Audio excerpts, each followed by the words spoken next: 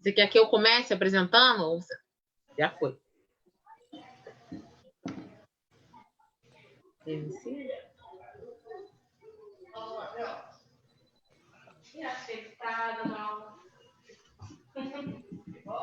Tá? Já está ao vivo. Já está ao vivo. Oi? Agora estamos ao vivo, Kátia. Estamos aqui. Agora a Liliane se apresenta a gente lá no bate-papo. Vamos lá. Então, gente, a gente vai iniciar nossa live aqui agora com o tema psicomotricidade na educação infantil, o tempo do brincar na infância. Vai ser uma conversa aí entre nossos dois professores, a Kátia Biso, que é psicomotricista, professora de crianças e formadora de professores no Colégio Pedro II, e também da ION, Formação em Psicomotricidade. E, além disso, ela também faz parte de alguns grupos de pesquisa, são eles os de TACA, do NINA e da Unirio, e do grupo de pesquisa do GPEP, do Colégio Pedro II. E também o Marcelo Antunes, que também é psicomotricista, psicoterapeuta corporal, coordenador da formação ION Psicomotricidade e vice-presidente da Associação Brasileira de Psicomotricidade. Vamos lá? Começar o nosso bate-papo. Aí a gente vai fazer organizado da seguinte forma: primeiro a Kátia vai ter uma fala, depois o Marcelo, e depois a gente vai abrir com uma conversa de acordo com as perguntas que forem postadas nos comentários. E aí eu vou mediando essas perguntas, filtrando aí para que eles possam responder a todos na medida do possível. Obrigada, boa noite. Obrigada, Liliane. Eu agradeço a participação de todos. Né? É muito difícil estar nesse lugar, né, fazendo live. Eu gosto de olhar nos olhos das pessoas enquanto eu falo, de sentir a vibração do retorno da fala. É muito estranho falar com uma tela, mesmo sabendo que tem muita gente do outro lado assistindo, assim, né? Então peço desculpas já pela minha insegurança que pode transparecer, por alguns engasgos, né? Pelas confusões aí da internet, né? Então, assim, mas vamos em frente, né? Mas eu sei também que o momento atual pede por esse caminho, né? Assim, é o jeito que a gente tem de estar junto. E então esse calor humano vem mesmo virtualmente e é o que nos alimenta também nesse momento, né? E eu agradeço muito a disponibilidade de cada um de vocês que está aí assistindo a gente. Agradeço muito ao Marcelo, que proporcionou esse encontro pela ION, Formação em Psicomotricidade, ao Marcos Paulo, que está por trás, né, que não aparece aí, mas que ensinou a gente a usar essas ferramentas, nos assessorou nesse processo aí, a Liliane, que está aí com a gente, né, fazendo essa mediação também, ajudando, dando essa força. E aí eu preparei um texto que eu vou lendo, espero que a leitura não fique chata, né, assim, vou tentando ler e, ao mesmo tempo, uma leitura mais dinâmica, mas eu fiz até para poder me direcionar, né, nesse olhar, assim, para não ficar só olhando para a minha própria imagem na tela, para a imagem da gente falando. Então, me ajuda um pouco nesse processo. Tá? Vamos lá. O tempo do brincar na infância. A primeira coisa é pensar nesse tempo. De que tempo que a gente está falando? Né? Qual é o tempo do brincar? E aí eu vou lá para a antiguidade, resgatar o Heráclito para pensar nesse tempo. Heráclito chamou o tempo de brincar de aion. Ele diz assim, abre aspas, o tempo é uma criança que brinca, o reino de uma criança. Fecha aspas. Reparem que não é o tempo da criança, mas a própria definição desse tempo. O tempo aion é a criança que brinca. Então, duas perguntas, na verdade, se tornam uma só. O que é o tempo aion e o que é uma criança que brinca? A resposta é a mesma para as duas coisas. Tem um fone para me emprestar? Aion é o tempo da intensidade da experiência, que ele não segue o tempo cronológico, o tempo cronos, mas ele segue o tempo dos afetos. Se são alegres, é o tempo da potência que passa rapidinho. Se são tristes, refreiam nossa potência de agir, e por mais que sejam poucos minutos nesse tempo cronológico, ele pode demorar uma eternidade no outro tempo, que também não é o tempo aiônico, porque o tempo aiônico é o tempo do brincar, é o tempo dos bons afetos. Então, esse tempo que demora para passar, que é difícil, que são dos afetos mais tristes, não é o tempo aiônico. Porque o tempo aion é o tempo de uma criança que brinca. Por exemplo, uma criança que brinca no canto da casa, ela pode estar tão entregue a essa brincadeira que pode estar muito tempo nela e achar que foi pouco tempo. Ela está muito tempo cronológico, mas a intensidade do tempo dela pode achar que foi pouco.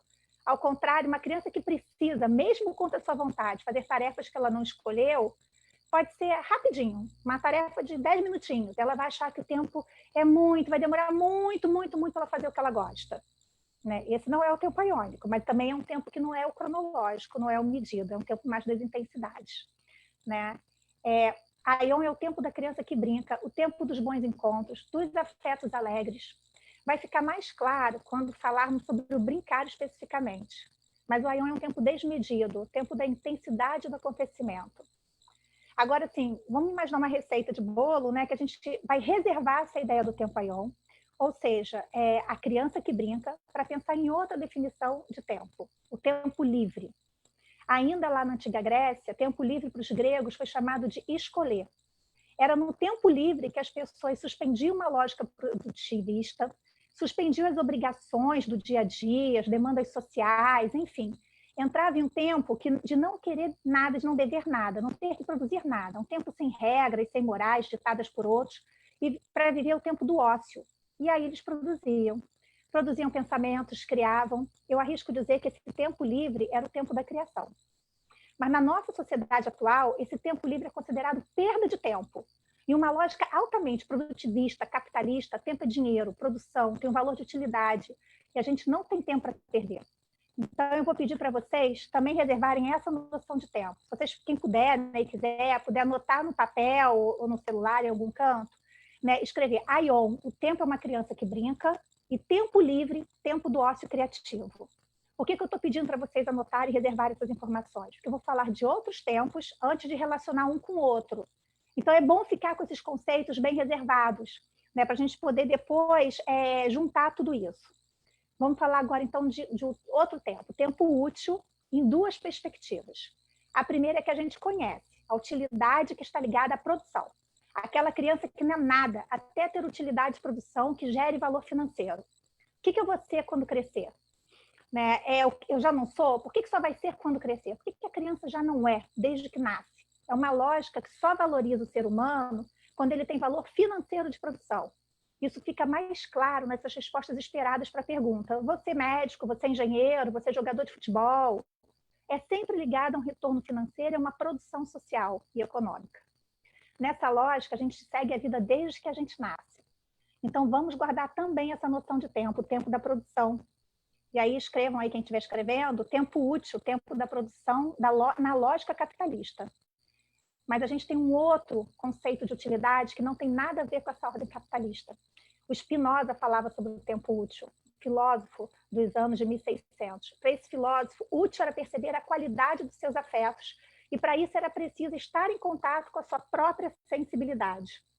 Nessa perspectiva, é preciso olhar para dentro durante as relações que acontecem consigo mesmo, com o outro e com o ambiente. O tempo útil, para o Spinoza, é o tempo de um conhecimento que ele não é dado, mas sentido e pensado no próprio corpo, no instante do que se sente. É um tempo indefinido, na busca de perseverar em si, de se potencializar. Para o Spinoza, abre aspas, nas palavras dele, na proposição 8 da terceira parte da obra ética, ele diz assim, abre aspas, o esforço pelo qual cada coisa se esforça por perseverar em seu ser não envolve nenhum tempo finito, mas um tempo indefinido. Então, a gente pode concluir, fecha aspas. Então, a gente pode concluir que o tempo útil, na perspectiva de Spinoza, é um tempo indefinido, é o tempo dos bons afetos. Porque a utilidade está presente na percepção desses afetos e, consequentemente, na escolha de quais afetos queremos preservar em nossas vidas. A utilidade do tempo é a busca no instante de um saber viver que nos leve ao gozo da alegria. Esse era o objeto de estudo de Spinoza. Como viver a beatitude, esse gozo de bem supremo de alegria, que ele chamava de beatitude. E para isso, ele produziu a obra ética, mostrando como viver de tal forma, no presente, no instante, uma qualidade de afetos que nos deixassem alegres. Esse é o pensamento de Spinoza sobre o tempo útil. O tempo de potência que nos leva também às ideias adequadas. O tempo útil é um tempo de produzir ideias adequadas, pois para ele pensar e agir não eram coisas separadas. Mas tudo parte de um corpo único, indivisível, modo de expressão da natureza. A gente vai voltar na questão da natureza depois. Ele dizia, o Spinoza, que é nesse tempo útil, e somente nesse tempo útil, que produzimos ideias adequadas. não tem nada a ver com a utilidade do tempo que aprendemos na lógica capitalista, da vida voltada para o capital, para a produção e supostamente para o conhecimento. Para o Spinoza, o conhecimento verdadeiro vem das ideias adequadas que só é possível através de afetos alegres. É outra noção de utilidade de tempo. Então, a gente já tem aqui 4 noções de tempo, né? Eu vou repetindo aqui para a gente poder ir fazendo essa relação. Aion, o tempo é uma criança que brinca, do Heráclito. O tempo livre, tempo do ócio criativo, a escolher. O tempo útil, na lógica capitalista, o tempo da produção. E o tempo útil na lógica de Spinoza, tempo indefinido do instante dos bons afetos. E agora, a gente tem mais 2 conceitos de tempo que eu gostaria de incluir aqui. O primeiro é o tempo da experiência. La Rosa, o filósofo contemporâneo espanhol, que ainda está vivo, define a experiência com as seguintes palavras, abre aspas. A experiência é o que nos passa, o que nos acontece, o que nos toca. Não o que se passa, não o que acontece ou o que toca. A cada dia se passam muitas coisas, porém, ao mesmo tempo, quase nada nos acontece. Nunca se passaram tantas coisas, mas a experiência é cada vez mais rara. Fecha aspas. Daí é possível pensar sobre o tempo da experiência nesse sentido do La Rosa. Ela é o que nos passa, o que nos acontece, o que nos toca. Ela é afeto e, por isso, ela nos transforma. A experiência não é medida, não é igual para todos. Cada uma vive sua própria experiência em um tempo desmedido e singular.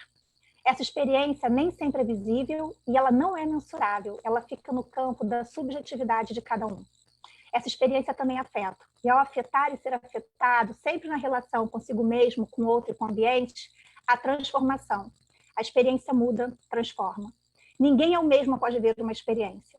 Mas diferente do tempo Aion, a experiência ela pode ser boa ou ruim. Bons encontros levam a boas experiências, afetos felizes. E maus encontros levam a experiências ruins, afetos tristes. Ambos nos transformam. Mas quais transformações, quais afetos queremos proporcionar para as crianças? Então, reservem também essa ideia. Tempo da experiência, o que nos acontece, nos toca, nos afeta, do La Rosa. E como último conceito de tempo que eu trago aqui, até porque quero fazer essa relação com o conceito de brincar, com o tempo do brincar das crianças, é o tempo da escuta.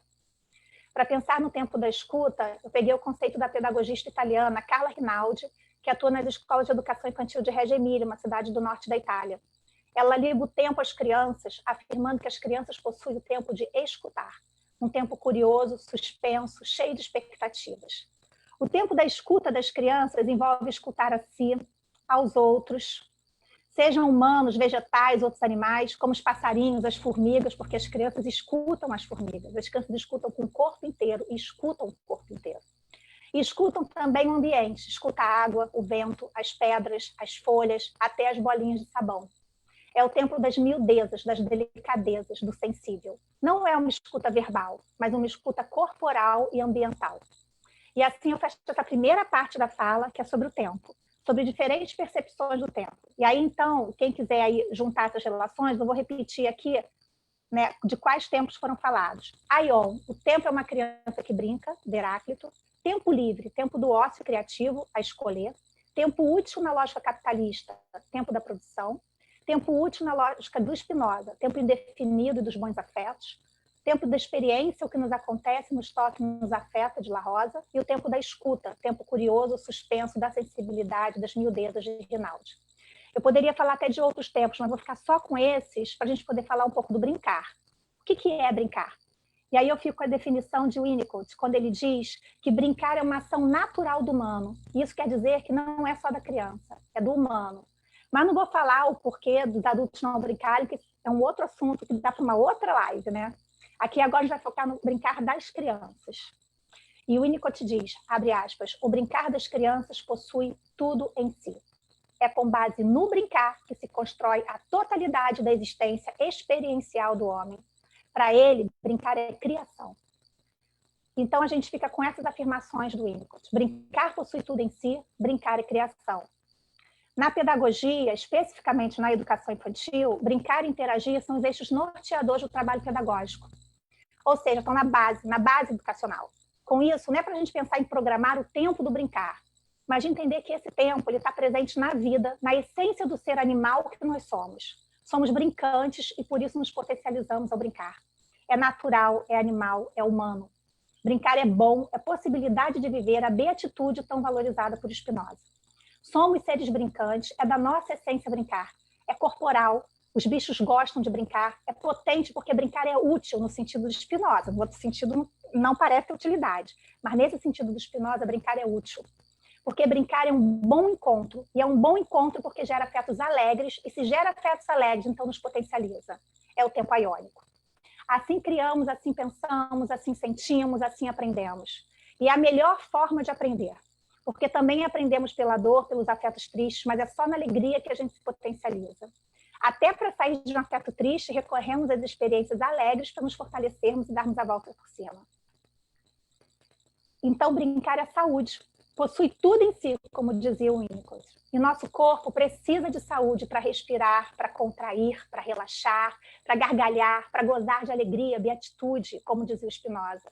Brincar é o motor do nosso corpo e tão presente na criança. Brincar é o tempo de ser o que se é.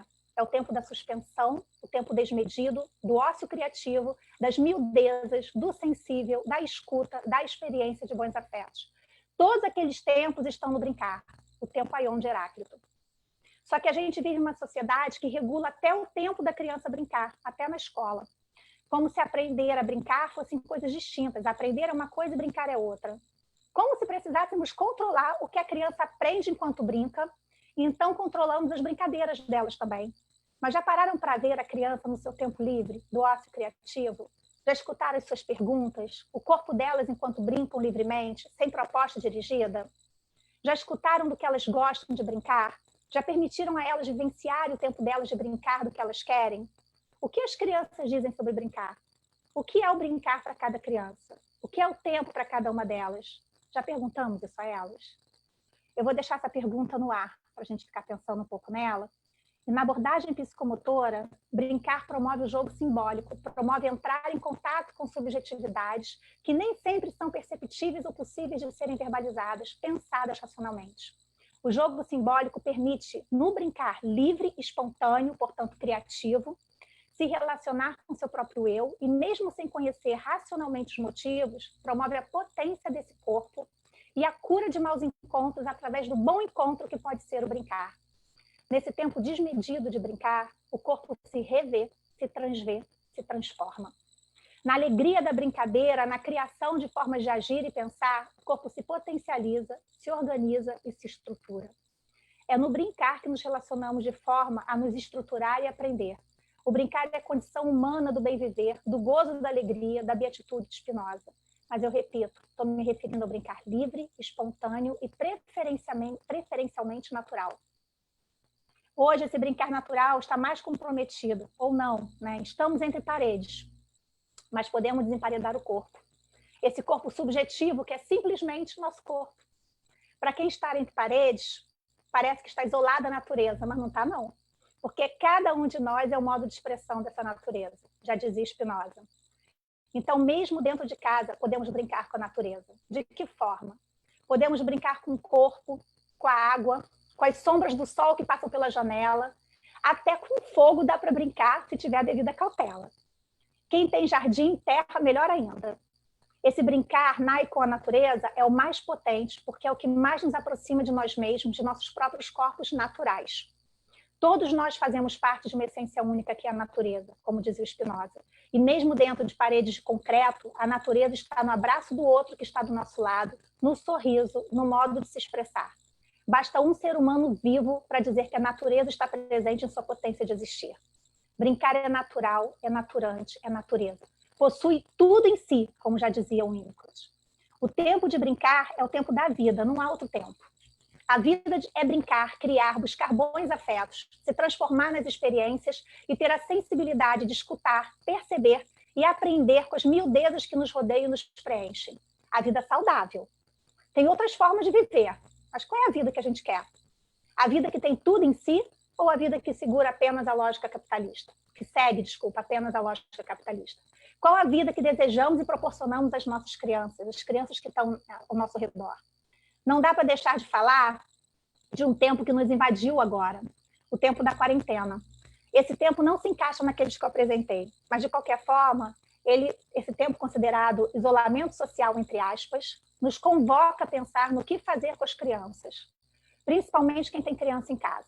O que fazer o tempo todo com as crianças? Então, primeiro, vamos pensar que isolamento social é esse.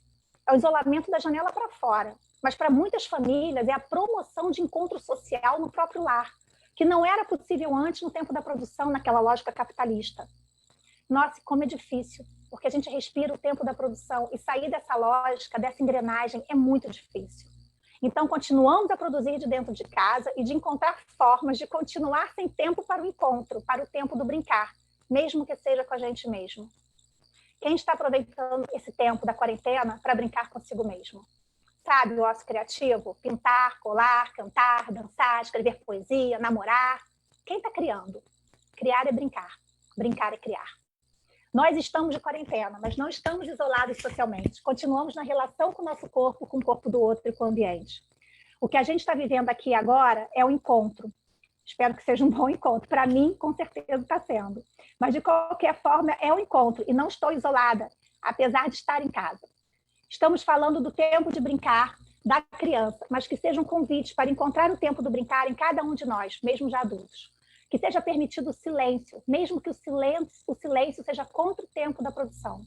Na sociedade moderna, o sujeito não pode perder tempo com o silêncio. E agora somos convidados a resgatar o silêncio? A gente consegue? Conseguimos parar essa engrenagem produtivista?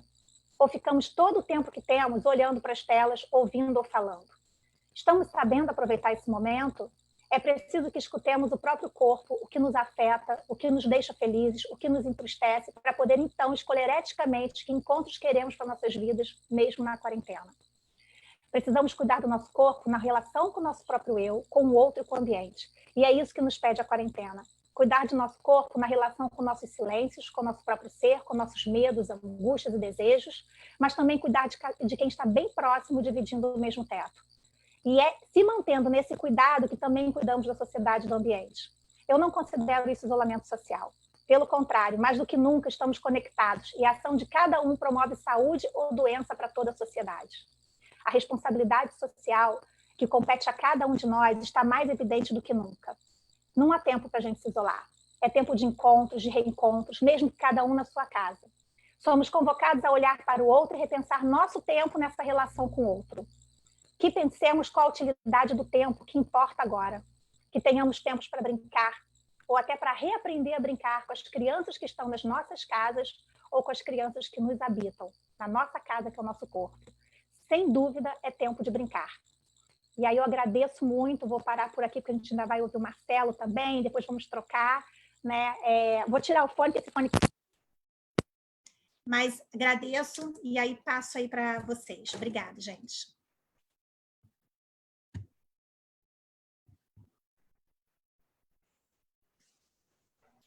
Foi? Foi.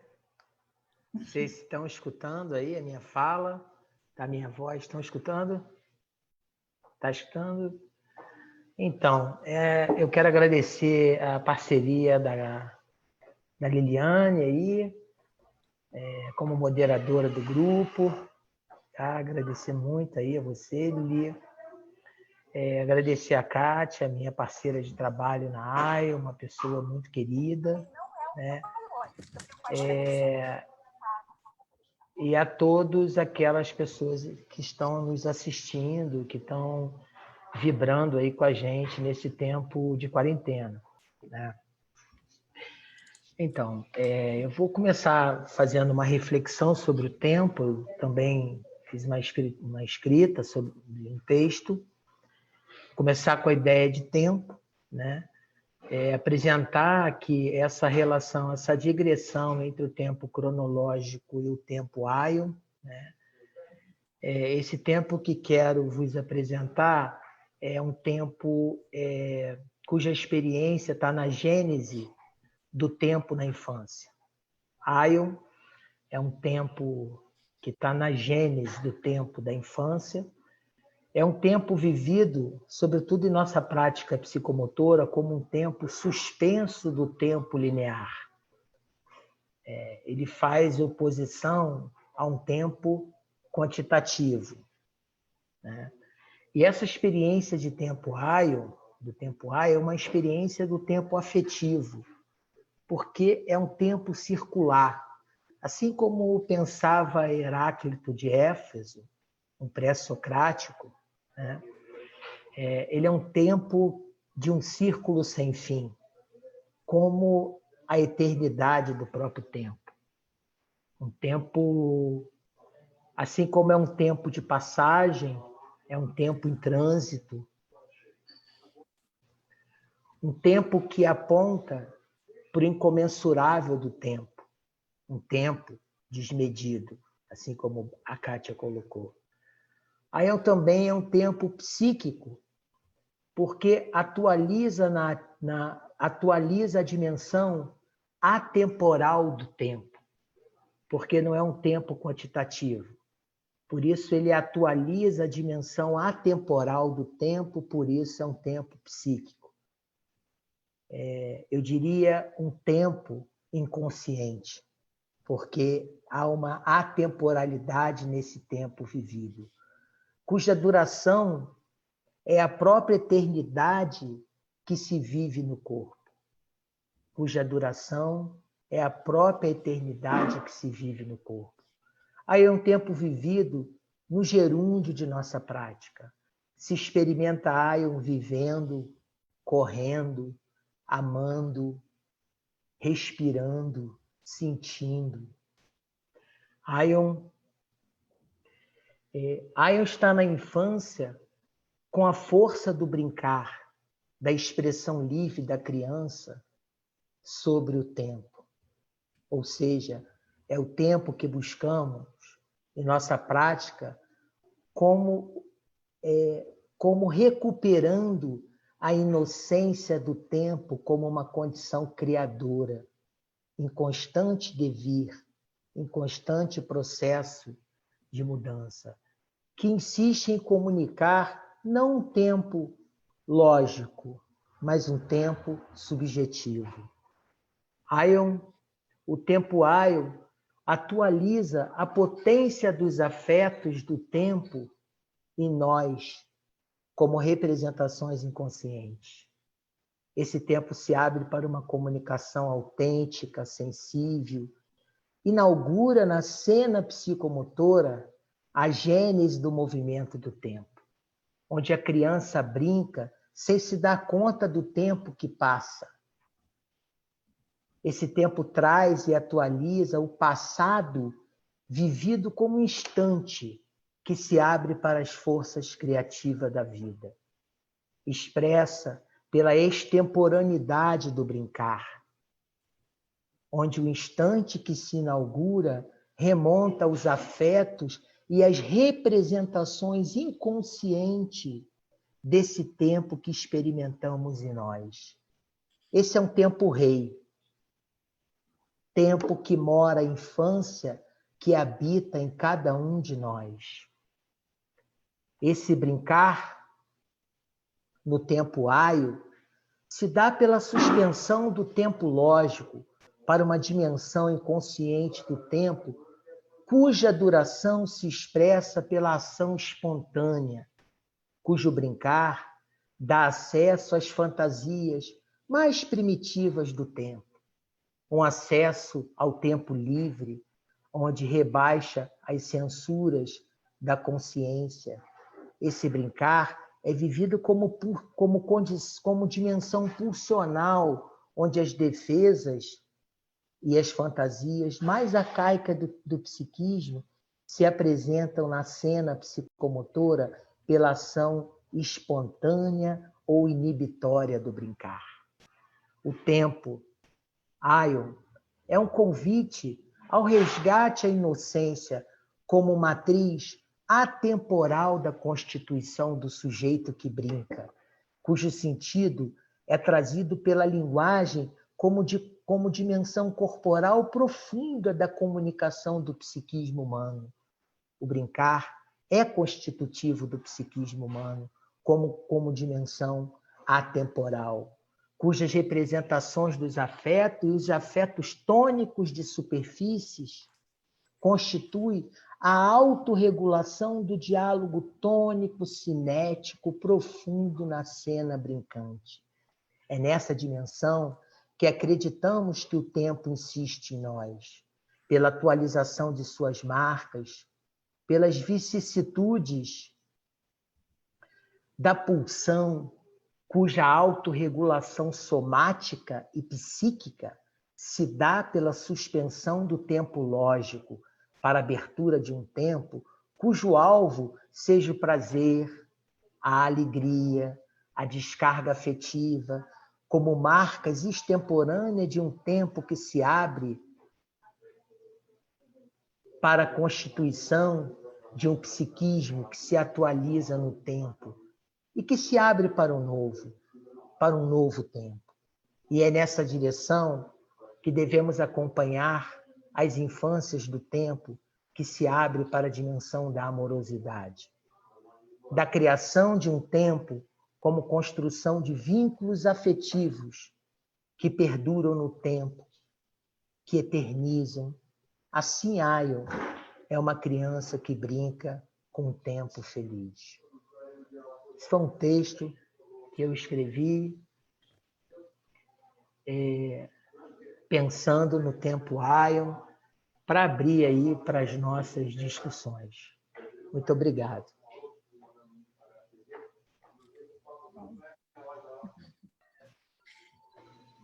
Vamos lá, gente. Queria acrescentar aqui o comentário da Tatiana de Freitas, que falou com a gente assim: estamos juntos de todos pela memória dos bons encontros. E aí, nos comentários da própria live, é comum você ver um saudando ao outro, relembrando momentos em que essas pessoas que estão cada um na sua casa, assistindo essa live, estão relembrando os encontros que tiveram, tanto com vocês, palestrantes, quanto com outras pessoas que estão também compartilhando, muitas vezes, só um comentário. Mas o quanto esse poder do bom encontro traz para a gente esses afetos positivos na memória. Um fato comum aqui também, bem comentado pelo pessoal durante a live, é a questão do esquecimento, né? Dessa nossa habilidade de brincar enquanto a gente vai crescendo ao longo da vida. A Ana Cláudia colocou assim: o brincar deve ser levado para toda a vida. A Isabela Deuduc colocou: queria que cada adulto ouvisse as suas palavras, citando as palavras da Kátia, quando ela disse que os pais deveriam brincar novamente, né, com essas crianças. E depois o André Luiz também citou que o brincar seja resgatado e esteja presente na nossa vida adulta, na nossa vida enquanto criança, enfim, ao longo da vida, em todos os momentos. Acho que vocês podem falar um pouquinho mais sobre isso, esse esquecimento, né, que vai acontecendo dessa habilidade de brincar, que é tão natural, mas por conta dessas necessidades, desses tantos tipos de tempo, que a Kátia falou, ele acaba se perdendo por conta de não ser prioridade.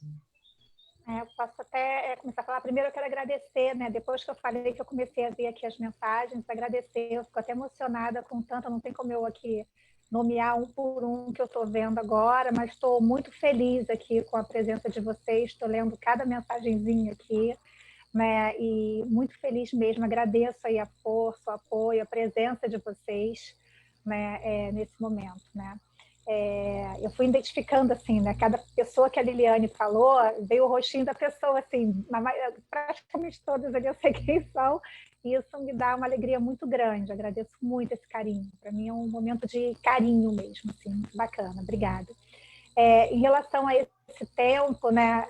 O tempo do brincar do adulto, né? Ele acaba se afastando muito disso, porque a gente cresce nessa lógica da produção, né? E chega a 6 anos de idade na escola, já não dá mais para brincar. E isso está cada vez chegando antes. Na educação infantil, as pessoas estão falando muito dessa questão já de livros didáticos, né? Já tem muitas escolas trabalhando com livros didáticos na educação infantil. Muita produção. Porque a gente acabou vendo isso demais até, né? Eu vi isso como um problema grande nesse início da quarentena, a quantidade de professores de educação infantil desesperados, que estavam sendo cobrados de ter que mandar para casa trabalhos, produção para crianças de 2 anos de idade, de 3 anos de idade, né? Para elas não ficarem sem fazer nada dentro de casa. Né? E assim, que lógica é essa? Por que as pessoas precisam disso para conseguir garantia? É que são bons professores, não tem nada a ver uma coisa com a outra, né? Assim, em casa é outra realidade, é outro lugar, é outro ambiente, é outro espaço, né? A gente sabe também que muitas famílias passam por muitas dificuldades nesse momento, né? Tem famílias que continuam trabalhando, tem famílias que estão perdendo pessoas próximas, tem famílias que estão muito angustiadas, tem de tudo. A gente não pode garantir o que vai acontecer dentro de cada casa, né? E como é que vai ser. Mas também não dá para ficar cobrando essa produção. Eu lembro que a primeira vez que me perguntaram o que a gente pode sugerir para as crianças, eu falei, pergunta para a criança.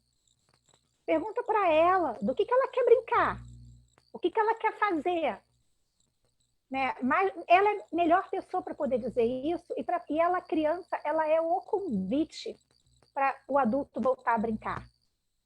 Né? Se olhar, eu acho que é aquele tempo da escuta, né? Se olhar, se escutar o que elas estão dizendo, o que elas estão querendo, né? E se entregar a isso que está sendo escutado, a gente se entrega e a gente acaba voltando, a gente se permite brincar. Né? Então, eu acho que é um exercício, não é fácil. Não é fácil, a gente passou uma vida inteira, desde pequeno, aprendendo que não devemos brincar, porque brincar é perda de tempo, é jogar tempo fora, é jogar a vida fora. Né? E, na verdade, a gente está adoecendo. Então, como é que a gente resgata esse brincar? Né? E como é que a gente pode usar as crianças? Não é para a gente ensinar a criança a brincar, para a gente aprender com ela ou reaprender com ela. Ela ensina para a gente. Né? Então, acho que é um momento adequado até para a gente poder olhar para isso também e tentar pegar. A gente não está com força para propor ideias, pergunta para elas, deixa elas propor. Assim, elas têm muito o que dizer também, o que mostrar para a gente, o que ensinar para a gente. A gente pode aprender muito com as crianças, principalmente sobre o brincar.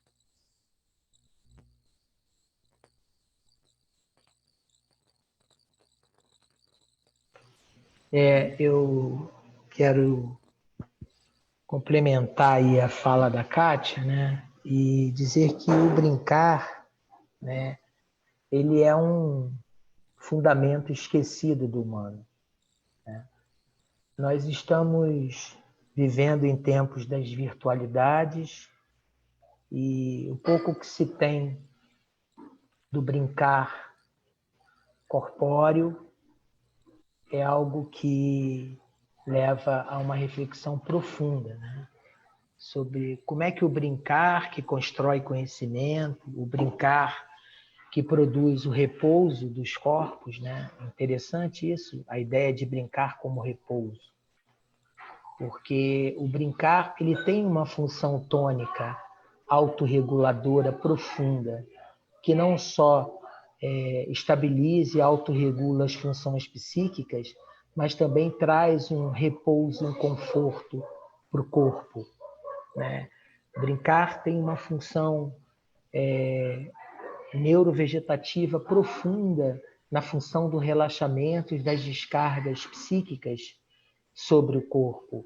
Então, brincar também traz prazer, o brincar também traz e alerta o corpo para as vicissitudes da pulsão, né? Cujo objeto é o prazer, cujo objeto é a descarga, mas também o brincar tem uma função, muitas vezes inibitória, pelas defesas psíquicas que se constituem na relação.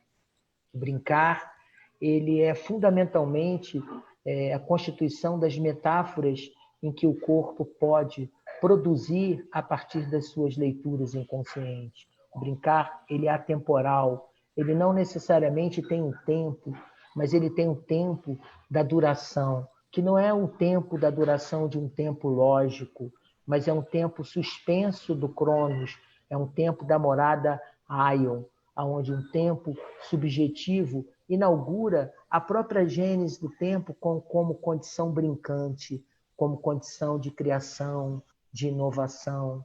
Então, abrir esse tempo, essa janela do tempo, suspender esse tempo lógico, quantitativo, por um tempo de qualidade, por um tempo de relações subjetivas, do cuidado, da construção do vínculo, possibilita ressignificação de um tempo outro na nossa prática psicomotora.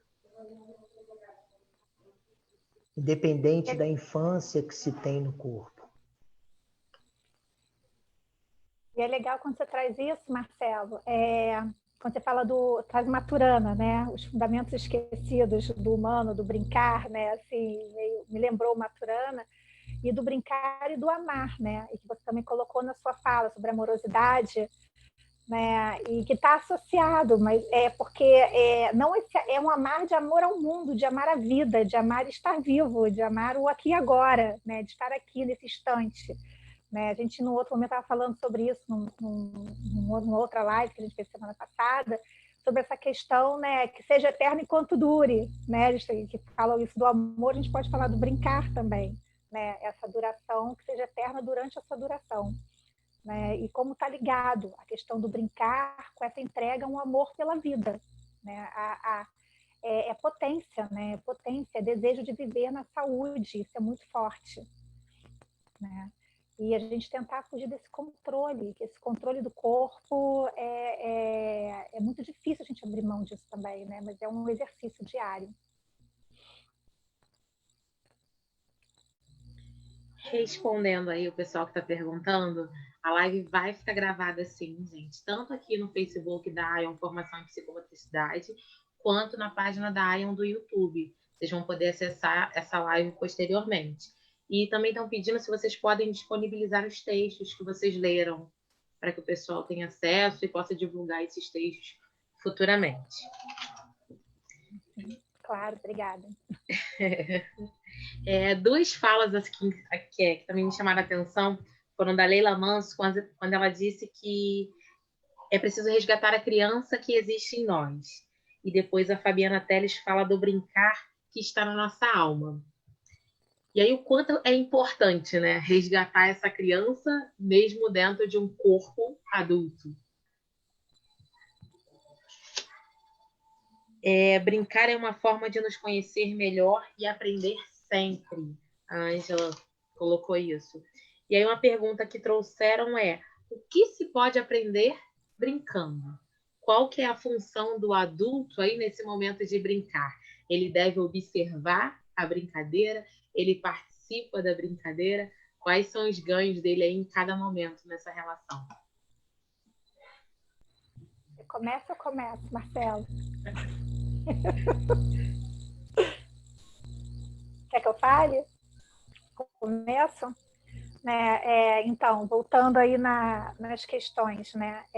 O brincar, sobre essa questão, ele realmente está na alma, né? Assim, faz parte, é natural, né? Isso não é só do humano, isso é do bicho, né? Nós somos bichos, nós somos bichos também, né? Animais também, né? Você vê o cachorro brinca, os bichos brincam, né? A gente vê isso nitidamente.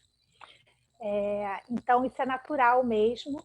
E essa questão da gente, como é que a gente reaprende isso, né? O que a gente aprende? Primeiro, essa questão da função do brincar, que a gente tem que pensar também sobre isso, né? A gente não cair naquela lógica da produtividade, do brincar como uma função de aprender, né? O brincar é natural, a gente brinca e consegue se potencializar por ele, isso é uma coisa. Agora, a aprendizagem, ela verdadeiramente se dá quando a gente está entregue ao que a gente está vivendo. E quando a gente está entregue ao que está vivendo, numa potência, né, numa potência de saúde, em bons encontros, como dizia Spinoza, né, em afetos felizes. E o brincar proporciona isso. Então, você pega, por exemplo, pegar um exemplo aqui de escola, até do ensino fundamental, né? A gente pega crianças, às vezes, que ficam 9 anos aprendendo português na escola, mas daquela forma chata, que ele não gosta, que não é prazeroso, que não é um bom encontro, aquele português que é ensinado. A criança sai da escola, do ensino fundamental, sem saber escrever direito, mesmo 9 anos escutando a mesma coisa. Aí pega uma outra pessoa que entra e que faz bagunça, não quer nada com estudo, não quer nada com nada, só quer curtir a vida, mas chega naquela hora que ela tem que passar de ano, aí ela pega aquilo ali, pô, isso aqui eu vou aprender porque isso aqui é importante para mim agora. A pessoa já está lá cheia de potência, vivendo a vida dela. E aí ela pega aquilo, estuda com tal vontade, se dedica àquilo, se entrega com prazer de estar ali fazendo aquilo, e ela aprende em 10 minutos, não precisa de 9 anos estudando aquilo, porque ela entrou de corpo inteiro. Então, a brincadeira é um fio condutor para isso. O corpo é um fio condutor de qualquer aprendizagem. Nós não aprendemos senão pelo corpo. Né? O Descartes dizia, né? Penso, logo existe. E o Nietzsche provocou, né? Quero ver quem pensa sem o corpo. Né? Então, assim, não tem essa separação do aprender e do brincar. Né? É tudo uma coisa só. A gente aprende no corpo, com o corpo, e quanto mais potente esse corpo estiver, mais aprendizagem a gente vai ter, em qualquer campo, na cognição, né? no campo até dos afetos, a gente aprende de qualquer forma. Né? Então, essa aprendizagem é assim. Agora, como é que o adulto vai reaprender isso hoje? Né? Como é que não tem um tutorial racional para voltar a brincar? Né? Assim, não tem isso. Né? É um exercício diário mesmo, de se entregar mesmo a uma brincadeira. E brincar não necessariamente é uma brincadeira infantil. Né? A gente pode brincar, um namoro, estar com o namorado, tá? É uma brincadeira, pode ser uma brincadeira. Né? Você está, de repente, fazendo uma comida na cozinha, pode ser uma brincadeira, contar uma piada, cantar uma música, dançar, tudo isso é uma forma de brincar também. Né? Depende de como o nosso corpo está disponível para esse momento. Qual a amorosidade desse corpo nesse sentido, nesse lugar, quais são os afetos que estão vindo aí. Então, a gente pode tornar... A gente percebe isso na criança, porque a criança ensina muito para a gente. Você pede para a criança, ela está na cozinha, sei lá, ajudando a lavar a louça, né? Porque quer, está ali junto, ajudando a lavar a louça. Aquilo ali vira uma brincadeira para ela. E se a gente olhar para a gente, pode ser uma tarefa, ai meu Deus, vou eu fazer isso, um ato mecânico. E para a criança não, aquilo acaba virando uma brincadeira, porque depende do estado do corpo de cada um. A entrega desse corpo no momento para estar disponível ao brincar. Né? E isso não tem idade. A criança que a gente foi ainda está dentro da gente. Então a gente pode resgatar isso. Né? Não é uma idade certa para brincar. Né? É só resgatar.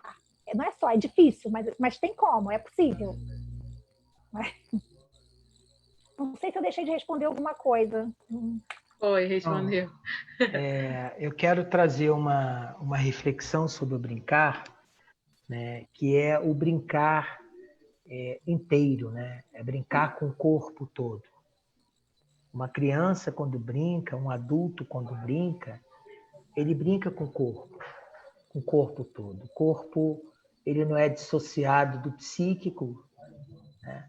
O corpo, ele tem uma dimensão egóica, que é o próprio corpo em si, e esse brincar, ele tem uma dimensão da projeção egóica sobre o mundo. Claro está que os fundamentos do brincar passam por uma constituição natural da dimensão constitutiva do sujeito, enquanto ser, enquanto pessoa, enquanto subjetividade. O psiquismo ele está atrelado a uma dimensão simbólica, imaginária, real. A criança traz os fundamentos do brincar como condição de fazer contato não só com a realidade, mas também numa dimensão de fazer da realidade a sua projeção prazerosa. Então, precisamos assegurar um ambiente seguro para que a criança possa projetar a sua dimensão imaginária, fantasmática, sobre a cena do brincar, elencando os objetos. Podemos acompanhar esse brincar. Acompanhar esse brincar, que não necessariamente vem a ser de uma criança, mas um adulto também brincando. Acompanhar a cena do brincar é levar a criança a construir as suas metáforas inconscientes, o adulto produzir as suas metáforas inconscientes sobre a dimensão do espaço conectada aos objetos. Então, a psicomotricidade, ela nos traz essa suspensão de um tempo lógico para um tempo aiônico, onde a produção da criação, da invenção, possa desvelar esse sujeito que fala por metáforas verbais, por metáforas não verbais, por uma ação espontânea do corpo, por uma ação inibitória do corpo. E o olhar do psicomotricista é preciso um olhar atento, um olhar curioso, que acompanha o deslocamento dessas produções subjetivas e apontando com afeto, com cuidado, com atenção, toda a dimensão assegurada nessa cena psicomotora. Então, o brincar, independente da idade que se tenha, esse brincar, ele precisa ser assegurado aonde a projeção esteja conectado com o princípio da realidade, com a dimensão da projeção do prazer. Isso é fundamental na cena psicomotora. Então, a psicomotricidade nos assegura essa ideia de indissociação, né, entre o brincar e o aprender. E a fala comum aqui de muitas pessoas que estão nos assistindo, que esse brincar muitas vezes não é muito bem visto como proposta pedagógica em algumas escolas. Como lidar com isso? Então, eu posso até responder isso, que para mim também foi um grande desafio, né? Eu trabalho no Colégio Pedro II, né, na educação infantil, lá em Realengo, e a gente, em volta do Colégio Pedro II, tem outras escolas ali, e muitas delas têm livros didáticos na educação infantil. E as crianças, quando são sorteadas para a educação infantil de lá, elas imaginam, né? O Colégio Pedro II é uma escola considerada uma escola de excelência, uma escola forte, né? Uma escola. Então, muita gente entende que isso é chegar na educação infantil e meu filho vai sair daqui lendo e escrevendo na educação infantil. E quando chega lá, não encontra nada disso, né?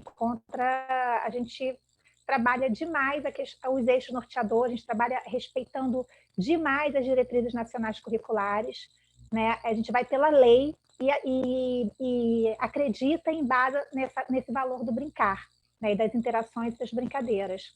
Então, isso para a gente é fundamental, né? Então, assim, a gente escuta muitos pais questionarem, mas assim, o grande trabalho, acho que das escolas, é conseguir trabalhar também com esses pais. Uma coisa que eu sempre digo assim, né, nas aulas que eu dou e tudo, é que a gente, nas universidades, assim, ou na formação de outros professores, é que quando a gente ganha uma turma na escola, a gente ganha 3 turmas. A gente ganha uma equipe de professores para trabalhar, a gente ganha um grupo de crianças e a gente ganha um grupo de famílias, né? E nós temos que trabalhar com esses 3 grupos.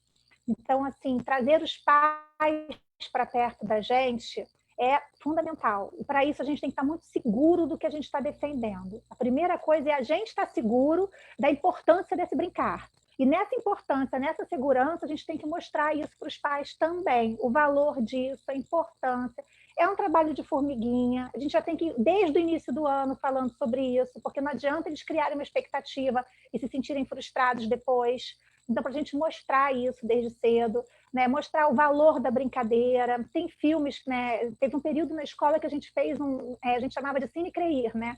Que era uma vez por semana a gente passava documentários sobre educação para os pais. Quem quisesse estava lá aberto, a gente botava uma salinha meio de cinema, né? Uma sala ficava vazia e a gente colocava lá um data show com filme, passava Tarja Branca, né, o Território do Brincar, passava alguns documentários mostrando a importância do brincar, né, até para poder conversar com eles sobre isso. Então, é um trabalho de formação dessas famílias também. O que a gente não pode perder de vista é que a escola, né, os profissionais, eles são formados, eles estudam anos, a vida inteira, eles não param de estudar e eles sabem o que estão fazendo. Né? Então, a gente tem que pensar nisso e defender esse lugar da escola e mostrar para os pais também, né, o valor disso, porque os pais eles não estudam que nem a gente, eles não sabem o que a gente está estudando, eles não entendem isso, eles sabem o que eles foram educados. E o Spinoza já dizia isso, né? O Spinoza ele dizia que o desejo de cada um é do humano, a gente querer perseverar em si. Então, a gente não quer ter mau encontro, quer ter só bom encontro. E se a gente se dá conta que uma coisa que a gente viveu não foi boa para a gente, é natural que a gente queira, mesmo é mais forte do que a gente, acreditar que aquilo foi bom. Porque é difícil para a gente lidar com o mau encontro. Então, é muito comum ouvir na escola, eu não brinquei, estou vivo, entendeu? Eu ralei para caramba na escola e estou aqui. Como se isso fosse o modelo que as crianças têm que seguir, porque os pais seguiram. Então, a gente tem que trocar esse afeto dele por um bom afeto, trocar o afeto ruim, né, que aconteceu por um bom afeto e mostrar essa importância do brincar, né, mostrando como é, mas principalmente chama esse pai para brincar, leva ele para a escola, leva ele para uma tarde na turma para fazer alguma atividade ali junto, né, um grupo de crianças consegue muito mais assim até do que o professor sozinho, né, mostrar essa importância. Então leva, né? Não é só nas festas, bota ele lá no dia a dia, e algumas vezes também chama, convida para alguma coisa, para fazer uma culinária, para fazer uma massinha, né? Para qualquer coisa, para ele poder estar ali dentro da escola. Então a gente tem que trazer essas famílias para dentro e mostrar essa importância do brincar para eles também. Né? Agora, o maior incentivo para isso é a criança sair da escola feliz. Aquela criança que sai da escola, e eu digo isso, assim, meus anos todos de prática, em escolas particulares, no próprio II, assim, a resistência dos pais a gente quebra com aquele sorriso e aquele brilho nos olhos das crianças. Não tem família que resista a isso. Né? Todo mundo quer as crianças bem, os pais e os professores, a escola e as famílias. Então, assim, se a gente consegue mostrar o quanto a criança gosta da escola, o quanto ela está feliz na escola, o quanto ela quer ir para a escola, porque está brincando, porque está feliz, a gente consegue ganhar pelo menos 99% dos pais. Né? Agora, é um trabalho de formiguinhas, que a gente vai fazendo isso aos poucos e, principalmente, eles têm que sentir no corpo deles a importância do brincar. Então, a gente tem que proporcionar alguns momentos também para isso com as famílias. Marcelo, quer complementar ou a gente segue? Eu vou dar um exemplo. Deixa eu só dar um exemplo aqui, Marcelo, rapidinho. Marcelo está sem som. Deixa eu só dar um exemplo aqui rapidinho. Teve uma escola que eu trabalhei, uma escola particular, muitos anos atrás, e que eu fui inventar de dar um banho de lama nas crianças. E a escola nunca tinha dado banho de lama, né? Muita gente aqui já ouviu essa história. O banho de mangueira era no concreto, né? No cimento. E aí eu fui inventar de fazer o banho na terra, né? Não avisei a ninguém, né? Com medo até de dizerem que não podia, mas assim, se eu não tinha não, beleza. Eu podia dar banho de mangueira, fui dar banho de mangueira. Ninguém disse que tinha que ser no concreto, eu fui para a terra. E aí virou um banho de lama, né? E as crianças amaram, amaram, amaram. Mas eu confesso que eu fiquei na maior adrenalina quando os pais foram buscar o que os pais iam dizer, sabendo que os filhos deles, e era uma escola de alta sociedade, né? Aquelas crianças assim, todas impecáveis, né? Assim, na roupa, aquela coisa. Falei, o que os pais iam dizer, sabendo que as crianças tinham tomado banho de lama, né? Eu já estava imaginando como é que eu ia dosar isso. Isso é só para ilustrar, porque quando os pais chegaram, uma criança saiu correndo na direção da mãe, era aquela mãe que questionava tudo, sabe? E saiu correndo atrás daquela mãe e falou, mãe, tomei banho de lama. Eu falei, ai meu Deus, agora que eu sou demitida. E aí, pensando, né? E a mãe, ela olhava, mas a criança, o olho dela brilhava tanto. Ela estava tão feliz com o banho de lama que a mãe não conseguiu brigar comigo. E chegou num determinado momento que ela me perguntou quando é que vai ter outro banho de lama, porque minha filha não para de perguntar sobre isso. Né? Hoje em dia, essa escola tem banho de lama no site da escola, né? Mas assim, como que a gente usa as crianças para mostrar, para afetar, para mostrar esses bons afetos, né? E transformar um pouco essa realidade também que a gente tem. Era isso, só um exemplo. Marcelo? Marcelo está sem som. Você está sem áudio. Oi. Você quer falar ou a gente segue? A gente segue. Então, vamos lá. Também perguntaram aqui, 2 pessoas perguntaram sobre como brincar com recém-nascido. Já que a Kátia sugeriu algumas vezes, está na dúvida? Pergunta para a criança o que ela quer brincar, como ela quer brincar. E com recém-nascido, como fazer isso? E também na velhice, na terceira idade, como resgatar esse brincar. Das 2 pontas aí, os extremos do nosso desenvolvimento.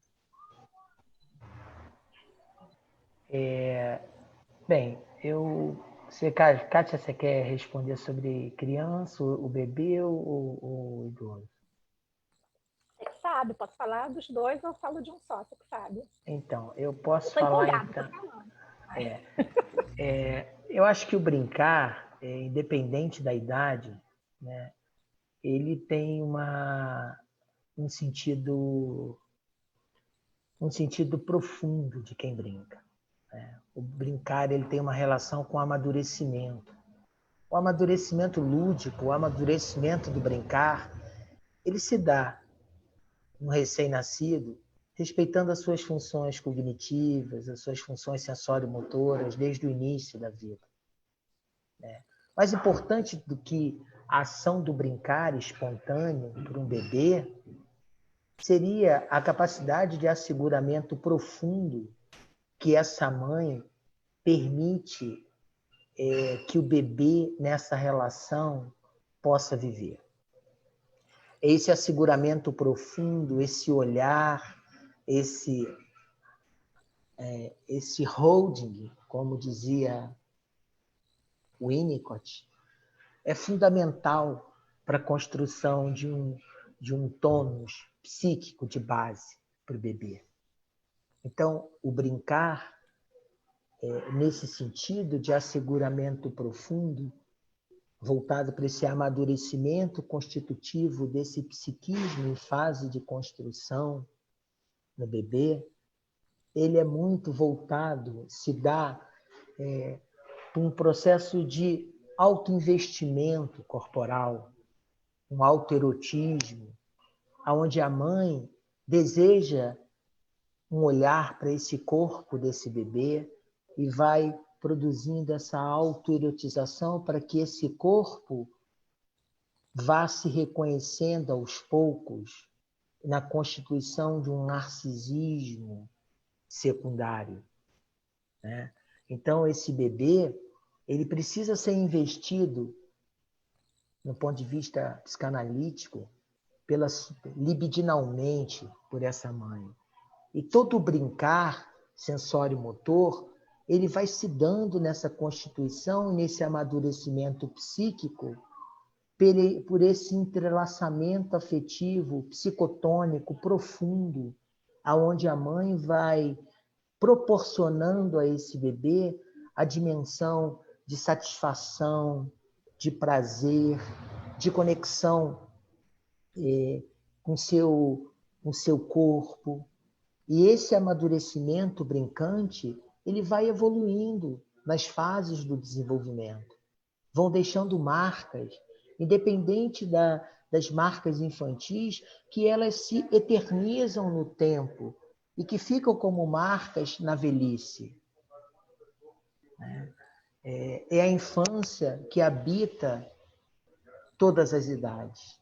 Não somente a infância que habita um corpo de uma criança, mas é a infância que habita todas as idades e essa infância que traz as marcas inconscientes, né, dessas histórias, dessas historicidades que foram vividas subjetivamente e armazenadas no psiquismo, sobre memória, sobre constituição das suas defesas secundárias do brincar, onde tem os mecanismos inibitórios do brincar, né? A dificuldade do relacionamento com o objeto, as projeções que se fazem no ato do brincar, né? Então, todos esses mecanismos, essas cenas na constituição do sujeito, independente da idade que se tenha, ela vai deixando suas marcas. Mas, sem sombra de dúvida, há um amadurecimento brincante do ser humano na constituição do seu psiquismo. Então, começando lá no recém-nascido, né? Legal, Marcelo, ter trazido o Winnicott para falar disso também, que vem muito dessa questão, né? Assim, a criança, quando nasce, ainda está naquela relação muito simbiótica com a mãe, né? O recém-nascido. Então, essa relação é muito, como o Marcelo estava falando também, dessa questão do contato, né? Do diálogo tônico, e isso é prazeroso. A gente tem também que aprender a dissociar a questão do brincar com a questão da fala, do diálogo verbal. Né? A criança, ela não brinca só apenas quando a gente entende, ela pode estar... A sensação de prazer é uma brincadeira, pode ser considerada uma brincadeira, né? Então, aquela criança, aquele momento do afeto, do encontro, e esse contato com a mãe, quando vai se distanciando também, como o Marcelo está falando, essa questão do simbólico, né?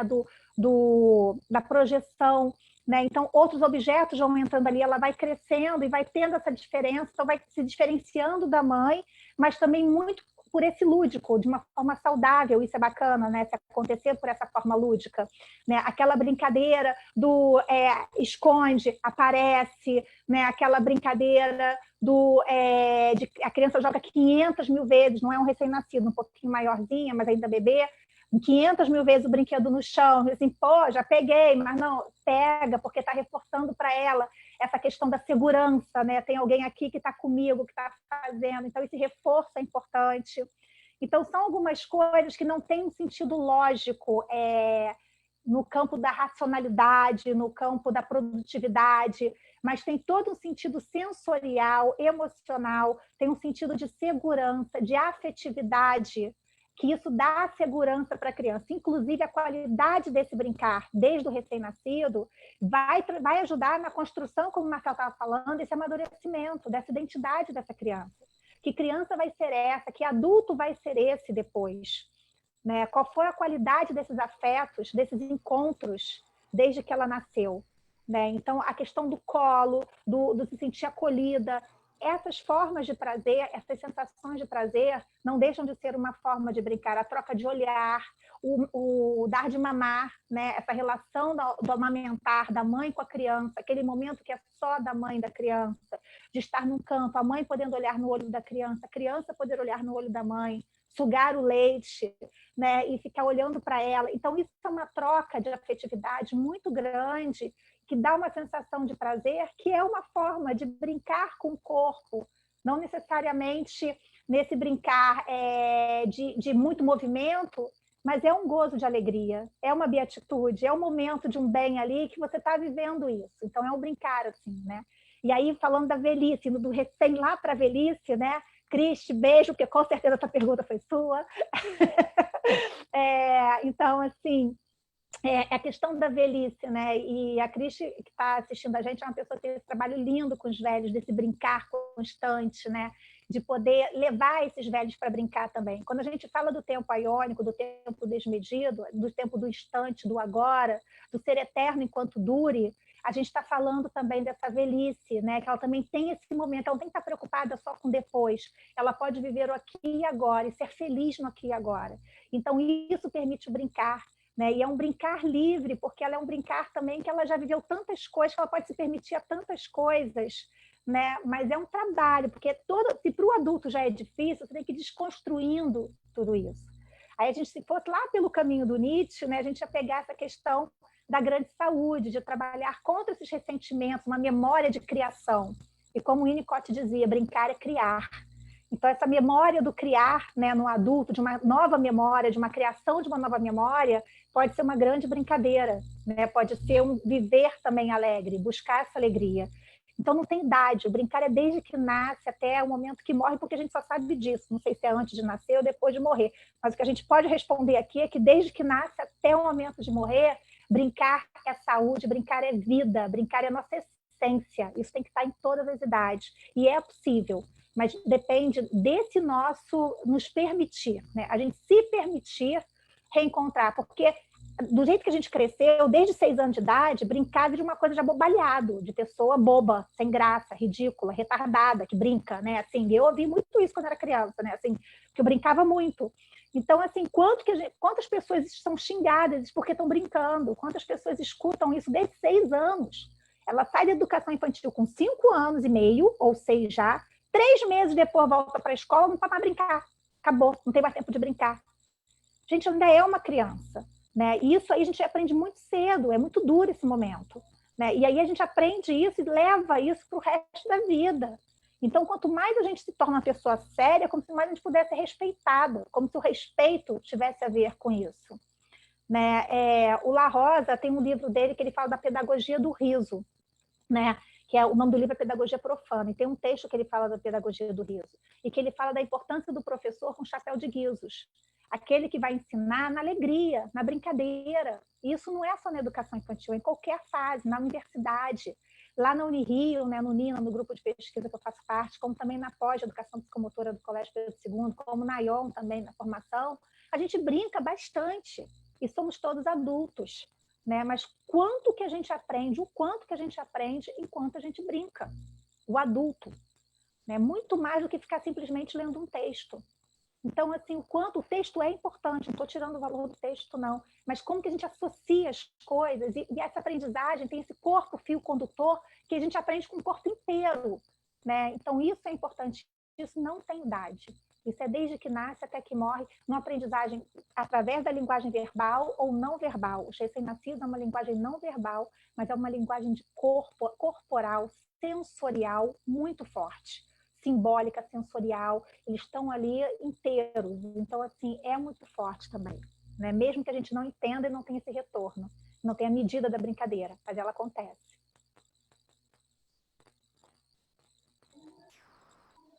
Ratificando essa ideia aí do brincar extra, né, linguagem falada, a Rosângela Paiva colocou que a dança e o esporte aproximam ela, deixam ela muito bem perto dessa ideia do brincar, né? São aí atividades que a gente vê ao longo da vida inteira, que não tem necessariamente a fala envolvida, mas que fazem esse corpo sentir, né, esse prazer ao longo da vida. A Nilda Félix, um pouquinho mais lá em cima, perguntou se brincar é um jogo simbólico.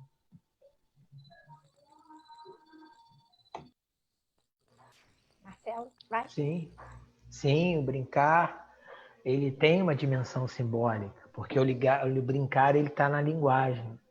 E quando o brincar, por ele estar na linguagem, ele tem uma comunicação simbólica.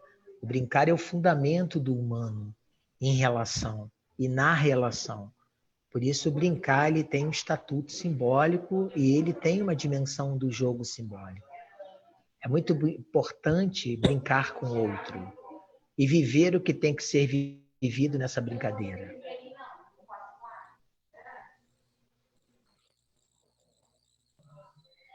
Vamos lá, Kátia, queria que você falasse um pouquinho mais para a gente sobre a importância de brincar na natureza, em contato com a natureza, com os elementos da natureza. Nem gosto de falar sobre isso, né? Então, esse brincar com a natureza, né? Assim, na verdade, agora que a gente estava falando no texto, né? Esse momento está um pouco mais difícil para isso, né? Mas esses elementos naturais, a gente é parte. Deixa eu começar de novo aqui. A gente é parte, né, dessa natureza, né? Eu gosto muito de trazer o Spinoza, né, para pensar principalmente essa questão da natureza também, porque ele diz para ele, Deus é natureza é Deus, né? E a gente é parte de uma essência única, que é essa natureza. Então, nós somos modos de expressão. O ser humano é um modo de expressão da natureza, a cebola é um modo de expressão da natureza, a samambaia é um modo de expressão da natureza. Todos nós somos modos de expressão, os seres vivos são modos de expressão dessa natureza, né? Então, mas nós fazemos parte dessa essência. Então, se a gente está brincando na e com natureza, a gente está brincando com uma parte de nós, a gente está entrando em contato com uma outra parte de nós. E isso normalmente causa um bom encontro e isso potencializa a gente. E às vezes a gente fica dizendo assim, vou dar um exemplo prático, a gente quer que uma criança tenha limite, né? Olha que isso é o que todo mundo, né, assim, na escola, essa criança não tem limite, não tem limite, não tem limite. Aí você bota essa criança para subir uma árvore, ela tem um cuidado para subir a árvore, ela tem um cuidado com o galho, ela tem um cuidado onde ela está segurando, porque é muito orgânico, né? Aquele galho, aquele tronco, onde ela está subindo. Claro que a gente tem que ter todo cuidado, tem que estar junto, tem que mostrar e tudo, mas o quanto, orientar, né, e tudo, mas o quanto que a criança, naquela relação com a árvore, por exemplo, o quanto que ela vai percebendo os próprios limites, ela vai percebendo que o pé, ele vai moldando no tronco, a mão vai moldando, o corpo vai moldando. É diferente de um trepa-trepa de ferro, que é muito mais perigoso do que uma árvore, né? Que não tem uma relação orgânica, que é aquilo escorregadio e que você cai, porque não tem uma moldagem, não tem uma relação, não tem um contorno, né, de corpo em corpo, o corpo da árvore e o corpo da pessoa. Né? Então, o quanto que essa natureza, que faz parte da gente, entra num contato que você se sente parte daquilo e você vai respeitando e vai ajudando, e vai conseguindo lidar com aquilo. A mesma coisa com os bichos, com o fogo, com a água. O quanto que, às vezes, crianças hiperativas, crianças que são consideradas sem limites, crianças que têm alguma dificuldade de relação com o outro, e elas se entregam ao momento com a água, com a terra, se entregam ao momento de estar brincando, de observar um bicho andando, uma formiga, de tentar ali botar a formiguinha no cantinho aqui, outra ali, observando. O quanto que as crianças se entregam a esses momentos e se sentem tranquilas, elas se harmonizam com esses momentos, né? Essa é uma das coisas assim, que é só observar que a gente percebe isso, né? Mas o Spinoza já dizia disso. Essa biofilia é saudável, né? Assim, a gente biofilia não foi o termo do Spinoza, não, foi de outra pessoa, mas que diz isso, que é essa nossa vontade de estar esse desejo que é natural da gente, né, de estar na vida e fazer parte dessa vida que é a natureza, a gente faz parte dela, então a gente fica mais saudável perto dela. A gente foi criado a acreditar que brincar na natureza é algo perigoso, sujo e que causa doença. Né? Então, por exemplo, eu já ouvi uma vez que não pode dar banho de mangueira porque tem que pedir permissão para os pais para usar água para dar banho de mangueira. Eu não peço permissão para a criança lavar a mão na escola. Eu não peço permissão para a criança beber água. Por que para botar água no corpo tem que pedir permissão? Né? Assim, o que a água tem de tão perigoso assim, para o corpo? Né? É água. Claro que ninguém vai dar banho de mangueira num dia de chuva, frio, né? Ventando. Não, mas num dia quente, de calor, né? Qual o problema? Mas como que a gente tem uma relação muito distante dessa natureza, tendo essa natureza como algo que não nos pertence, como se nós fôssemos outra pessoa, outro ser que não fizesse parte dessa natureza, né? E essa natureza é algo estranho que nos adoece. Né? Ao mesmo tempo, quando você brinca com isso, você também traz você entra em contato com uma essência, com uma subjetividade que às vezes o adulto não tem o controle sobre isso. Né? Ele não tem a consciência de como que isso o que está acontecendo com a criança, que relação que essa criança está estabelecendo com isso, aquilo que ele aprendeu a vida inteira que é sujo e que vê a criança cheia de terra, dá aquela impressão, nossa, essa criança está muito suja, como é que eu vou entregar essa criança para os pais, como é que eu vou... E fica com tanta coisa que ele não consegue perceber e alcançar o tamanho, a importância daquilo para a criança. Né? E a criança está lá inteira, está brincando, está participando, está entregue aquilo ali. E ela fica numa alegria, e eu volto a falar da beatitude, desse gozo de alegria, quando a criança está entregue a essa natureza, que assusta. Essa alegria desmedida, essa intensidade da criança descontrolada, às vezes, assusta o educador que não está tendo controle sobre o que aquela criança está sentindo. A gente também tem que entrar em contato com isso. É muito difícil lidar com o que a gente não sabe, com o que a gente não experimenta, com o que a gente não entra em contato. Então, a melhor forma de trabalhar com a criança na natureza é a gente também se entregar à natureza e poder viver isso também. Né? Poder brincar com argila, poder brincar na lama, poder brincar com água, poder brincar na terra, com a planta, né? Poder subir numa árvore, ter contato com frutas, legumes, verduras e com o corpo humano. Né? O corpo da gente, o corpo do outro. Que natureza é essa que a gente não consegue perceber a própria respiração. A gente não consegue mais respirar. A gente não tem contato nem com a nossa própria respiração, como é que a gente pode entender o contato com uma terra que aparentemente é suja? Então, eu acho que são muitas coisas. Acho que daria um outro dia para falar mais sobre essa questão da natureza. Quero acrescentar aí a fala, né, do brincar e a natureza, falar do brincar e as pequenas coisas, né? Dessas pequenas coisas do brincar. A gente vive num mundo, a nossa percepção é uma percepção interessada, né? Então, quando se fala do tempo das pequenas coisas, e eu acrescento o brincar como o tempo das pequenas coisas, é brincar para um refinamento das pequenas coisas que se vive no brincar. Né? O mundo da infância, ou a infância propriamente dita, é o mundo das pequenas coisas. Eu até faço um convite para vocês olharem para a natureza e olhar a distância que existe entre os objetos que estão na natureza. A distância que existe entre uma folha e outra, entre um galho e outro, entre uma árvore e outra, entre uma nuvem e outra. Entre o ambiente que a gente vive. Essa distância que marca uma coisa da outra, que é esse tempo das pequenas coisas.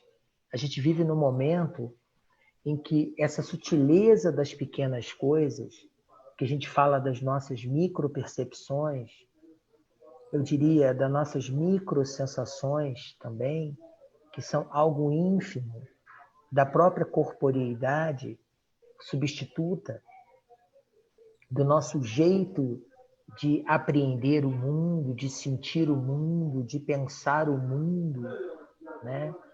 E esse tempo das pequenas coisas, de viver a relação com isso, eu acho que isso é fundamental para o brincar e para quem acompanha o brincar. É preciso estar atento às pequenas coisas, aonde acontecem as sutilezas do brincar, as diferenças do brincar, uma atenção,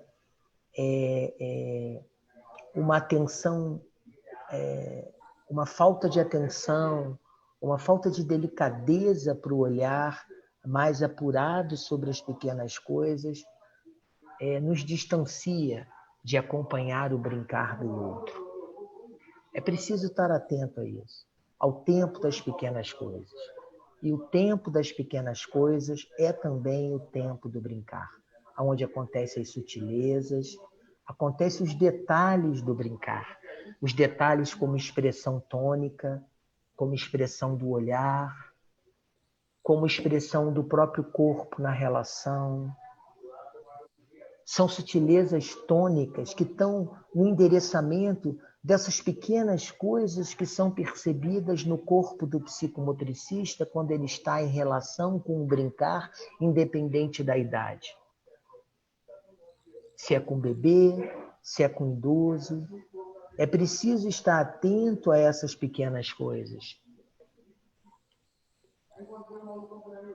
E fazer a leitura dessas pequenas coisas é talvez uma arte da psicomotricidade.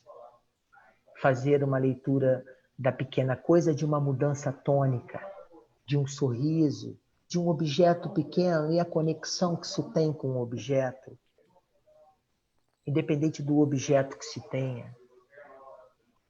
Isso é um endereçamento, é uma linguagem, que é uma narrativa de um discurso. Isso é possível ser decodificado simbolicamente, porque esse tempo das pequenas coisas é um tempo onde há uma decodificação simbólica, independente da idade que se tenha. Então, a psicomotricidade no brincar, ela abre sim para um tempo onde é possível fazer uma leitura das pequenas coisas, e que o psicomotricista precisa ter uma atenção, uma sutileza, uma suavidade para ler as entrelinhas das pequenas coisas. Por isso é uma prática que vai na contramão das grandes coisas, do tempo desmedido, desse tempo quantitativo em que as pessoas enlouquecem e não conseguem perceber a sutileza dos detalhes das pequenas coisas, aonde mora uma modificação tônica, aonde a morada do corpo, né, enquanto verbo, enquanto uma paratonia profunda, né, um corpo sem expressão. É um grito, talvez um grito que não se escuta, há uma inibição. Isso são detalhes de pequenas coisas que é possível uma leitura para decodificar. E essa é a relação com o tempo. Porque esse tempo das pequenas coisas não é um tempo quantitativo, é um tempo de duração. É um tempo em que a gente vive na eternidade do tempo enquanto expressão corpórea, enquanto dimensão psicotônica na relação. É esse tempo que eu chamo de aiônico, que é o nome da formação, que eu acredito nesse despertar no formando, naquele que tem o primeiro endereçamento da psicomotricidade, em poder perceber e sentir no próprio corpo esse tempo das pequenas coisas. Não só nas pequenas coisas com o outro, mas, sobretudo, na vivência das pequenas coisas conosco. Um pouquinho aí, trazendo uma contribuição para a fala da Kátia também, sobre corpo e natureza. Sem dúvida, essas pequenas coisas são fundamentais para determinar, né, se esses encontros serão bons encontros, maus encontros. E a Marilene Bezerra colocou uma citação, que ela colocou entre aspas, que é assim: o corpo revê, transvê e se transforma no brincar. Eu queria que vocês falassem um pouquinho sobre o quanto esse corpo pode mudar durante o brincar. Mari, beijo, Mari. Então, né, o brincar é criação, né? E aí esse brincar é criação, e essa criação ela é transformadora, né? Então o corpo vê, transvê, nesse sentido de que ele vai muito além do que a gente consegue perceber na razão, né? Esse corpo, enquanto brinca, ele está nesse lugar do simbólico, ele está no lugar dessas miudezas, dessas delicadezas que o Marcelo estava falando, e isso é de um lugar que a gente às vezes não consegue nem verbalizar, né? É de uma subjetividade, de uma inteireza desse corpo, ele entra num contato tão inteiro que esse termo transver é até um termo usado por Manuel de Barros, né? Assim, o poeta, né? Assim, para falar do transver, que você vê além do que já está ali posto, né? E o brincar leva a esse transver, você vai para além disso. Só que você não, às vezes você não verbaliza, né? E você não dá conta do que o outro está transvendo, né? Agora, a partir do momento que você está transvendo, está vendo, transvendo, e de certa forma no brincar alegre, você está se afetando. E esse afeto é transformador, porque o que te afeta te transforma. Transforma no sentido de que alguma coisa muda em você com aquilo ali, porque é tão potente, é tão forte dentro do seu próprio corpo, no seu corpo, aquilo que você está vivendo, que você não é a mesma pessoa depois daquilo que você vive. Então, aquilo transforma. Né? A gente usa muito isso também nas vivências psicomotoras, por exemplo, o jogo simbólico ele é muito usado, né? E a gente faz com as crianças e às vezes a gente não tem como a gente dizer essa criança ela modificou isso, isso e isso por causa da vivência psicomotora, por causa de uma sessão de... Não tem como a gente garantir isso, porque é de uma subjetividade muito grande. Mas a gente percebe uma transformação, pode ser por outros motivos conjuntos, mas claro, e nunca é uma coisa só. Mas a criança entra de um jeito e ela sai de outro, né? E é nesse jogo simbólico, é nesse brincar, é nessa entrega.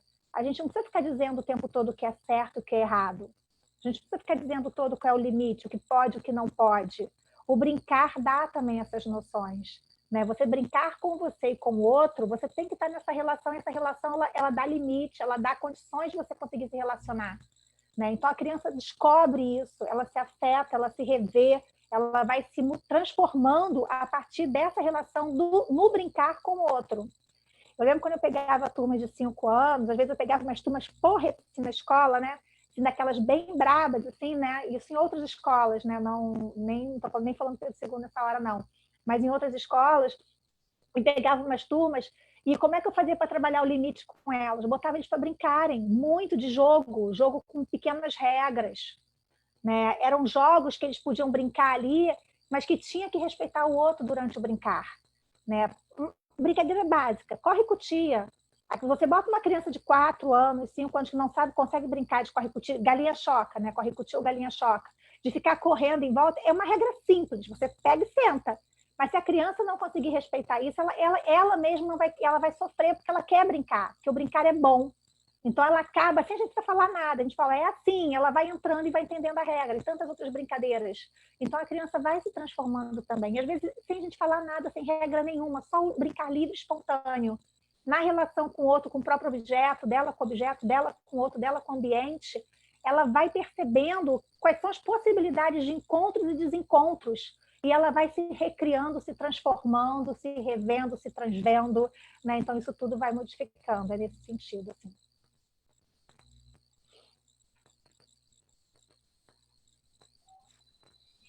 A Gisele Teixeira perguntou assim: o afastamento entre o corpo e a natureza seria o responsável pelo afastamento entre as pessoas? Vai dar uma fatia não eu vai dar uma fatia para cada um no carro. Eu quero uma e um pouquinho, 1,5. Trazer essa contribuição. Liliane, você pode responder? Se o afastamento O afastamento entre o corpo e a natureza seria responsável pelo afastamento entre as pessoas? Sim. A natureza, ela tem, a natura, né? Ela tem uma capacidade de, o meio ambiente, a natureza, ela tem uma capacidade de nos transformar, né? Os espaços da natureza, eles têm um efeito psicotônico profundo na nossa estruturação psíquica, né? Ele tem uma autorregulação. Agora, é possível pensar na natureza também como um processo, como um manejo clínico, o manejo de você entrar em contato com uma dimensão simbólica outra que produz no próprio corpo um afrouxamento das tensões, que nos remete à nossa posição mais gregária enquanto sentido de comunhão, enquanto sentido de ajuda mútua. A natureza, ela tem elementos constitutivos como a terra, a água, o ar, o fogo, que produzem em nós e que remontam em nós a base de toda a nossa ancestralidade biológica, que remonta à nossa psicomotricidade de milhões de anos. A natureza é, sim, um elemento fundamental para o resgate, não só bioantropológico da nossa dimensão corpórea, mas também nos laços que nós vamos estabelecendo com o outro quando nós comungamos esses espaços junto com o outro, na produção de alimentos, na caminhada, no ar que se respira, nas pequenas coisas, né, que a gente pode fazer com o outro, junto, quando nós estamos numa dimensão gregária, numa dimensão de cooperação mútua. Então, a natureza, muito diferente, e os ambientes em que a gente possa viver a natureza, muito diferente da metrópole, das grandes centros, que nos distancia por um tempo cronológico, que muitas vezes desconecta o corpo de si mesmo por tantas coisas que nós temos que fazer, né? A natureza é um convite, sim, a voltar para si, a sentir o seu próprio corpo, a estar em cima da sua própria perna, suas pernas, a sentir o oxigênio que entra e as sutilezas do contato das pequenas coisas que a natureza nos proporciona. Essa condição, voltar para essa dimensão, é algo muito importante para a condição humana.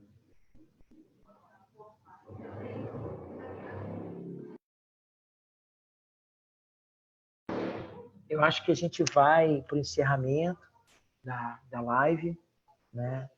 Eu me sinto muito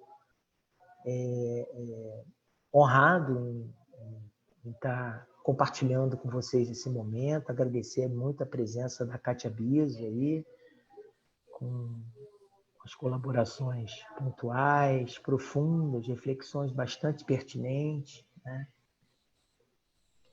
Fico muito lisonjeado em tê-la como parceira na formação, a Liliane também, que é uma aluna da formação clínica da ION, eu parabenizo também sua postura, né? E quero dizer que nós estamos juntos nessa caminhada, né? Esse processo evolutivo de amadurecimento, autoconhecimento, né? Eu acho que isso é fundamental. A formação ION de psicomotricidade é uma formação que tem esses pressupostos, né, que trabalha com essa dimensão do tempo que nós apresentamos, né? E eu acho que isso para nós é muito importante no sentido de estudo, de prática, de pensar a educação, de pensar a clínica. Tá? Eu agradeço a presença de cada um de vocês, as pessoas que participaram da live. Depois eu vou ver detalhadamente as pessoas que puderam colaborar. Eu agradeço a todos, né? E dizer que estamos disposição para tirar dúvidas e qualquer outros questionamentos que se desdobrarem a partir daí. Meu muito obrigado. Eu gostaria também de agradecer, né? Agradecer ao Marcelo essa participação, né? Agradecer, o Marcelo tem sido um grande parceiro mesmo, assim, para mim é uma honra poder fazer parte aí né, como professora da ION e estar junto nesse projeto lindo de formação, né, em psicomotricidade educacional e clínica. Marcelo, depois tem que divulgar isso, já tem uma live sua aí agendada, tem que divulgar também. Mas eu queria agradecer muito, agradecer a Liliane, que, nossa, uma ajuda para a gente maravilhosa, somando muito aqui para a gente nesse momento, muito bom tê-la aqui, né? E agradecer a cada uma das pessoas, infelizmente, assim, até pedir desculpas também, não tem como ler todas as mensagens, né? Assim, eu li algumas aqui rapidamente, mas não dá, eu não consigo, pelo menos, dar conta disso, né? Para mim, é a primeira live, assim, eu estou ainda engateando isso aqui, eu não consigo dar conta dessas leituras todas, não. Chat, Facebook, e a gente aqui. Mas depois a gente vai ler isso tudo com calma, né, Marcelo? A gente pode ir respondendo um por um, mas assim, fico muito lisonjeada, muito honrada, muito feliz com a presença de cada pessoa que está aqui. Eu fiquei assim realmente emocionada com o carinho assim de cada uma das pessoas que estava aí presentes, né? Agradeço muito mesmo. E a gente vai depois tentar dar conta de responder isso tudo aí pelas mensagens, né? O que não foi respondido, a gente pode trocar e a gente continua por aí, se encontrando, se falando, brincando, né? A gente continua. Agradeço muito. Obrigada. Bom, É isso. Eu também agradeço a participação aqui um pouquinho mais próxima. Parabenizo a vocês em nome de todas as pessoas que estavam assistindo aqui, que tiveram uma enxurrada de comentários parabenizando vocês pela maestria, enfim, em responder e compartilhar tanto conhecimento maravilhoso com a gente, por proporcionar esse momento maravilhoso, né, nesse período de quarentena, um bom encontro, um encontro de bons afetos, que com certeza vai ficar na memória, dentro dessa janela aí que para muita gente não tem sido tão construtiva assim. E é isso, gente. Agradeço a todo mundo. Fiquem de olho aí na página da ION, no Facebook, no YouTube. E a gente vai divulgando aí as novas atualizações e lives que acontecerão para frente. É isso, Marcelo? É isso. É isso. Então, obrigado. Tchau, tchau. Tchau.